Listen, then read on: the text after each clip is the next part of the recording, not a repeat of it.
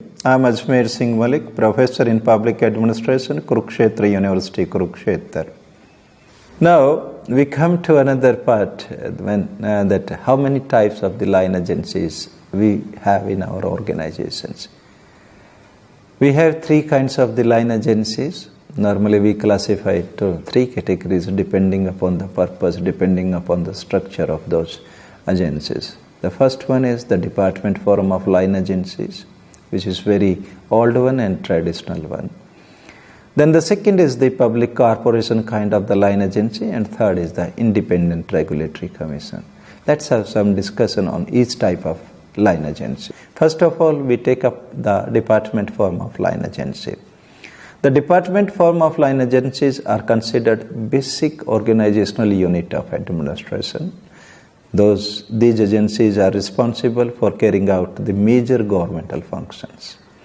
And if we take that into consideration, that these departments are, we say the chief executive is responsible for creating or for establishing or you can say establishing for organizing or reorganizing the line agency.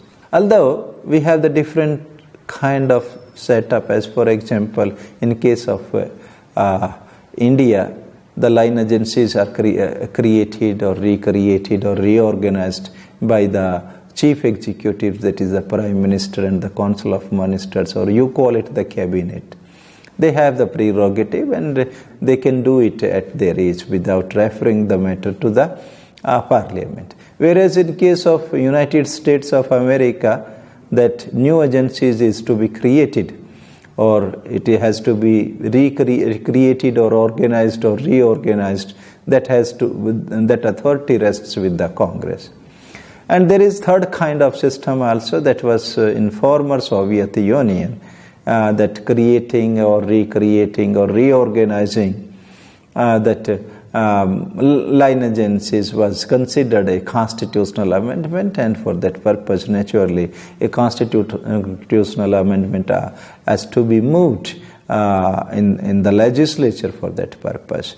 But whatever it is, one thing is clear that these are the basic unit of administration. These carry out the major operation or major functions of the government, and they are responsible naturally to the chief executive or may be responsible to the that is the parliament. So that these are the traditionals and the oldest one kinds of the line agencies, and naturally we say the basis of creating these organizations, that is based on the 4 P's principle, that is person, purpose, process and place. So this discussion is also not part of this line and staff agency. That's why we leave it here, and we say we'll discuss the different another kind of the line agency. Let's now turn to the another kind of line agency, that is the public corporation. Public corporation is the second type of line agency, and what is it, why it is required when department line agency was there. Therefore, this is an important aspect. We say the government has to perform certain functions, which are if traditional functions or basic functions like railway, like communication, like education, like health is to be provided, then there is no problem. We can go with the department form of line agency. But there are certain functions, and those are industrial, financial, commercial and managerial. Performance of these functions requires some sort of innovativeness as well as flexibility and freedom on the part of the chief executive or the agency itself, so that it may not be subjected to strict rules and regulation of the government as the department form of organizations are subjected to. And in such a situation, moreover, there are private organizations also, and those private organizations are performing these functions, and those are considered flexible one. And their approach and make many kinds of decisions efficiently without referring to the chief executive. So in such a situation, that this kind of the organizations were set up That is the second type of the line agencies were set up, and these agencies were set up in a parliamentary form of government like we have in India by enacting a law by the legislature, parliament or the state legislature as the case may be. And these agencies, the public corporation, performed their role as per the provision made in the enactment or made in their law passed by the parliament or the state legislature. And as for example, Damodar Valley Corporation is there. This is an example of, we say, corporation form of, public corporation form of line agency. And apart from the Damodar Valley Corporation, there may be another example, like we have Indian Airlines. This is also a corporation form of organization. Then Life Insurance Corporation is there. There are many such corporations which are under the government of India, and those were in the area of, again I'm repeating it, industrial, commercial, financial and managerial. So that the purpose or the things which the government wanted to perform, those can be performed in an effective and efficient way. Since that question of performance was related to that, we have provided independence so that the organization or the corporation can utilize the innovations and the different kind of the strategy for improving the performance and for competing or for delivering the services in efficient, economic and effective manner to the people. So that's why Robson stated this is the most important constitutional innovation in the country. The principal benefit of the public corporation is the freedom and freedom from unnecessary government regulation, as I have already stated about it, and it is not subjected to the strict rule as the department forum of line agencies are subjected to. And we say there is another, Roosevelt has stated it like that: public corporation is clothed with power of government but possessed the flexibility and initiative of a private enterprise. Herbert Morrison also defined the public corporation as a combination of public ownership, public accountability and business management. Again, I am stating it, that public corporation is a combination of public ownership, public accountability and business management. That's why this is considered a very innovative form of line agency.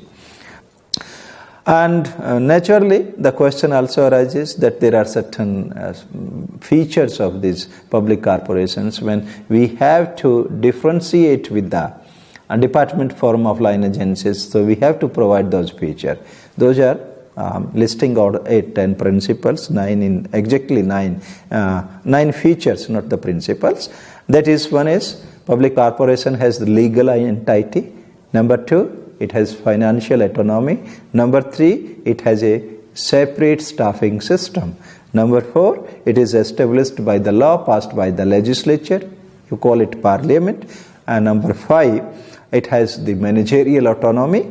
Number 6, it has a separate accounting system. But I would like to tell you that accounting system, mostly nowadays, those are to be followed according to the guidelines issued by the finance ministry or the funding agency for a particular development program.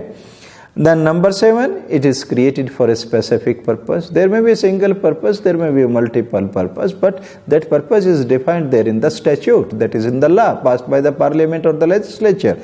And number 8, it is accountable. And number 9, it has a service motive, means it provides certain services to the people. So again, one thing I am missing here, and that is the accountability, that no doubt there is a financial freedom. No doubt it is there. But at the same financial, personal and managerial matters, there is financial freedom.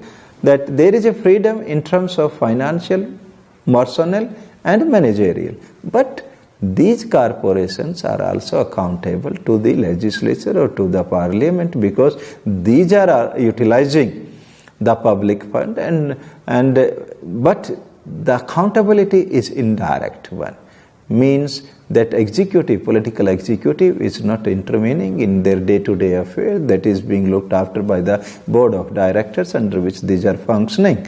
But the minister responsible, that the questions of parliamentary scrutiny is always there. Now, a third type of line agency, that is the Independent Regulatory Commission. We say the Independent Regulatory Commission that has originated in America, and there was one feeling or one, we say, belief in America at the time, particularly in 19th century, that government is necessary evil.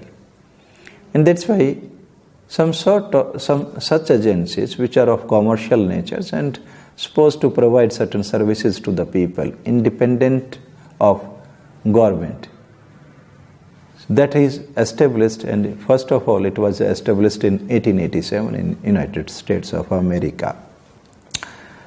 These agencies, again, those are created by the law passed by the Parliament in our India, and in case of US it is the Congress. And it is different from the public corporation in that sense that they have been created for some specific purpose, and the corporation is provided some sort of flexibility in terms of managerial, in terms of personnel, in terms of the financial. But in this case, the situation is quite different. Those are provided with the constitution and the functions to be performed by it. Means they have their separate constitution. Those are independent even of the public scrutiny. These are the, again, nowadays, moreover, there is another important thing is, these Independent Regulatory Commission is considered as the fourth branch of the government, because sometimes we call headless organization. Headless organization means that those are not subjected to the political control in real sense, or in operational manner at least. So that's why we have headless organizations, or we say that is the fourth branch of the government. And as I stated, that those are established or created by the law, that the executive cannot create it. And the second important thing is, we say that these independent regulatory commissions, they have administrative, quasi-legislative and quasi-judicial role to play. Means again, which the public corporation are not supposed to perform quasi-judicial or quasi-legislative functions. Means that these agencies no doubt perform the administrative role. These agencies also have the power to make rules and regulations if it is provided there in the constitution of the for establishing these commissions. And those are also having quasi-judicial functions. So these are the different ones. In America, the first such independent regulatory commission was, as I have stated it, in 1887. The name is Interstate Trade and Commerce Commission. That was the name which was established. In India also, particularly after the economic liberalization, that is after 1991 or 1991. We can say many such institutions, many such independent regulatory commissions were set up for various purposes. And the purposes is naturally, those may be for the regulations of certain services, that is to protect the interest of the citizens or the consumers, and to provide some sort of relief to the existing government. Generally, as for example, we discussed about the department, then we discussed about the public corporation. These are the agencies which are more expertise, more flexible, and sharing the responsibility of the government, and those are independent of that. So as for example, the examples are Telecom Regulatory Authority of India, TRAI, generally we call it. It was set up in 1997.